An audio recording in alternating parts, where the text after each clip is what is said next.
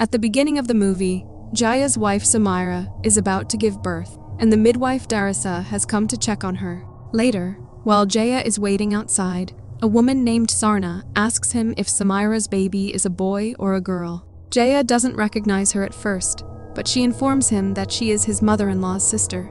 After some time, Jaya's friends arrive, and we learn that it has been 40 days since Samira's father passed away. After waiting for a long time, Jaya's friends go back as they had come only for a one-day holiday. By morning, the baby still hasn't been born, and Samira hears the cry of a crow. She asks her mother if she heard it, but Darissa tells her to remain quiet. Darissa then asks Yati for hot water. Yati calls out to Jaya to bring the water, but he is sleeping and doesn't respond. Darissa goes to the kitchen to get the water herself, and then Jaya wakes up and Yati leaves the room. After some time, Darissa gives water to Samira to drink, and she asks Yati to get her a dark piece of cloth quickly and prepare more warm water and instructs Jaya to close all the curtains tightly. Samira's stomach begins to hurt, and midwife asks Jaya to check the bathroom and close the door. After a while, Yati comes out and asks Jaya to find a car as they are taking Samira to the hospital.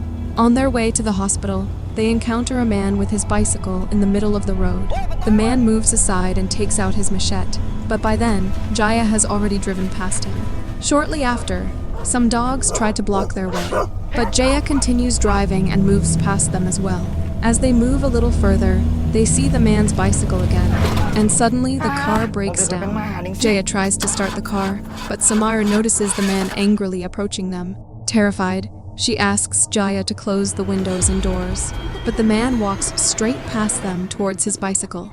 Their car starts, and they move forward. However, they encounter a wedding reception blocking the road, and the guard advises them to take a left turn. They head towards the city, but after driving some distance, a black cat jumps in front of their car, prompting Jaya to apply the brakes suddenly. Jaya gets out to check, but he does not see the cat anywhere.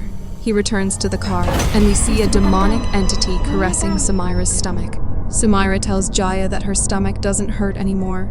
They are confused by this, but Jaya remembers a neighbor mentioning that the baby likes to play, and suggests that maybe it's taking a break. They continue their journey and finally reach the hospital. However, when Samira wakes up, she finds that Jaya is not in the car and notices a crib outside. Suddenly, her stomach begins to hurt, and she becomes terrified upon seeing that she is bleeding. Just then, Jaya wakes her up, and she tells him that she is scared of having her stomach cut open. He reassures her not to think about what Nardi said, and tries to calm her down, but she expresses that she has a bad feeling. Once inside the hospital, a nurse named Ayu approaches them, and Jaya finds himself staring at her. He feels as if Ayu is undressing in front of him, but Samira distracts him. Jaya informs Ayu that his wife is about to give birth, and she instructs him to help Samira sit in a chair. Ayu then tells him that they will be checking on Samira, and when he inquires about the paperwork, she reassures him not to worry about it, since this is an emergency. She says she will catch up with him later for the paperwork and registration.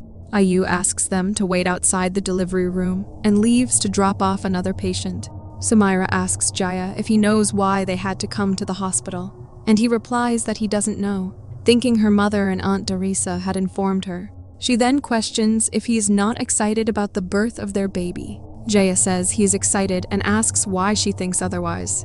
Samira reminds him that he wasn't ready to marry her before, and asks why he stopped her from aborting the child. Jaya tells her to stop discussing this and promises to take responsibility until the baby is born. She then asks what will happen to her once the baby is born, and Jaya responds that they will raise their child until they grow up. Just then, Ayu returns with 2 more nurses and a doctor. Jaya asks Ayu how she knew his name, and she explains that she overheard his conversation with his wife. Dr. Umu then introduces herself, along with nurses Melati, Sushi, and Ayu, who will be in charge of his wife's delivery.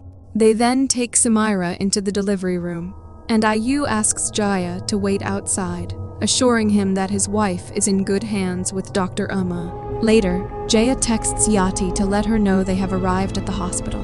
He takes photos of the registration counter, but when he tries to send them to Yati, he finds that the pictures are black. He then receives a call from his mom, but his phone's network goes out. He goes outside searching for a signal, and a rickshaw rider approaches him, mistakenly thinking he was signaling for a ride. Jaya explains that he was looking for a signal, and the rider advises him to try somewhere else.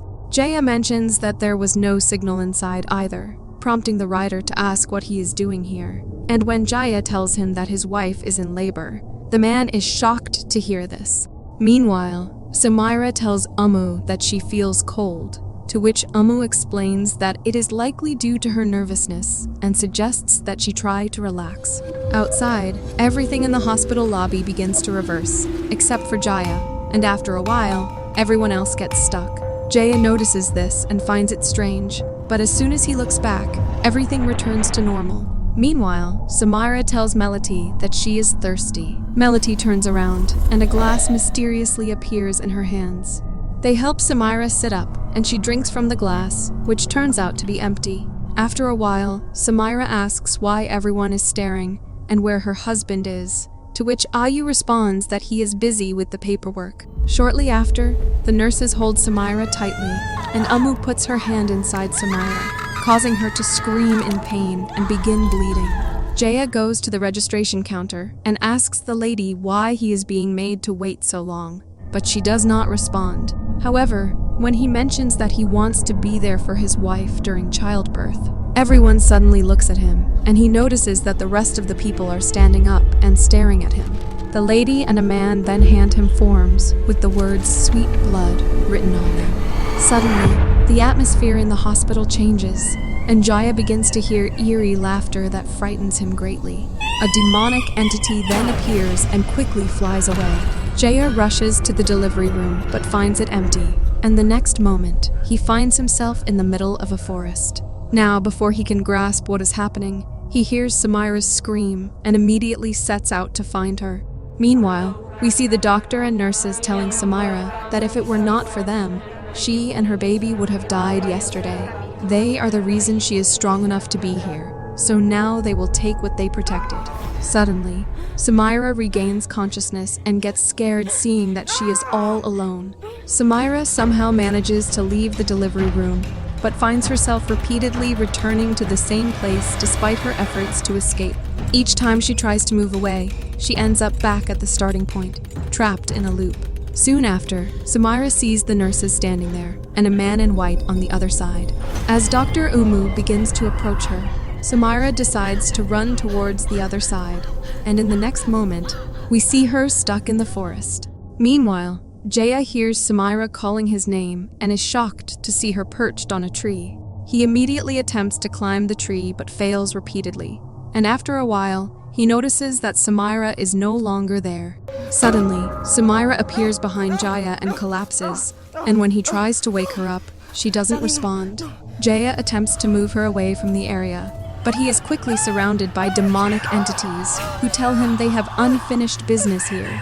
Terrified, Jaya sits down, and the entities tell him to leave Samira with them, promising to let him escape with his life. Determined, Jaya tries to wake Samira and continues to move her, but other entities tell him there is no way out unless he hands over his bastard child. Another group of entities tells him not to listen to them and to hand the child over to them instead. The entities then reveal that if it weren't for them, his wife and child would have died yesterday. Jaya tells them to leave them alone, but they respond that they will never leave his side. Jaya prays to God, asking for help to save him and his wife.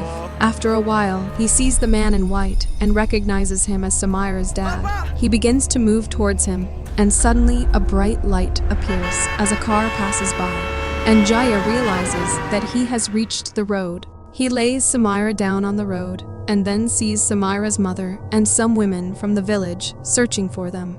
They all bring her into the car, where Samira regains consciousness and asks about her child, but they find that she has lost her child. The next story begins in a house where Noor's mother, Laila, is on the verge of death, and neighbors are praying for her. Noor goes to her mother's room, where her father tells her that this is his fault, implying that if her mother didn't have it, they wouldn't have been able to eat. After a while, Layla tries to tell Noor something, but Noor is unable to understand what she is trying to say. Meanwhile, Noor's brother Hario visits a shaman looking for talisman and explains that his mother implanted charm needles in her body 30 years ago. He tells the shaman that she is dying now and requests him to remove whatever was implanted so his mother can pass away peacefully. The shaman asks Hario how he found out about this address, to which Hario replies that his father brought his mother here back then. The shaman then reveals that Talaman was his father and had passed away.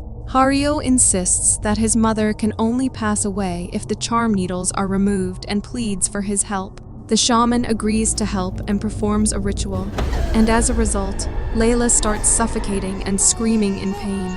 After a while, her eyes turn red, and she begins laughing maniacally, which scares Noor, who is unable to understand what is happening to her mother. Meanwhile, the shaman suddenly gets a shock and falls back, and at the same moment, Layla also calms down. Later, Noor gets a call from Hario, who tells her that the shaman tried, but it didn't work.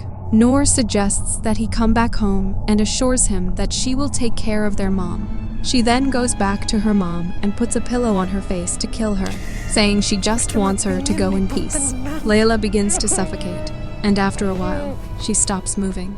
Meanwhile, the shaman tells Hario that he is not strong enough, and that the charm should have been removed by his father because he planted it. Hario says it's okay, and he's grateful for his help, adding that everything has been taken care of. The shaman asks Hario if they killed her. Confused, Hario asks what he means, to which the shaman responds that his father should know. Meanwhile, we see that the mark on Layla's neck has been transferred to Noor, and the shaman reveals that the black magic will be passed on if his mother is killed intentionally. On the other hand, we see Layla's spirit singing a song, and Noor, scared, trying to remove the mark from her neck. Noor enters the house and thanks everyone for their prayers, informing them that her mother has passed away. However, we see that her face is clear now, and she has a creepy smile. Thanks for facing the frights with us. If you survived this video, drop a like, summon that subscribe button, and brace yourself for more horror. Until next time, stay spooked.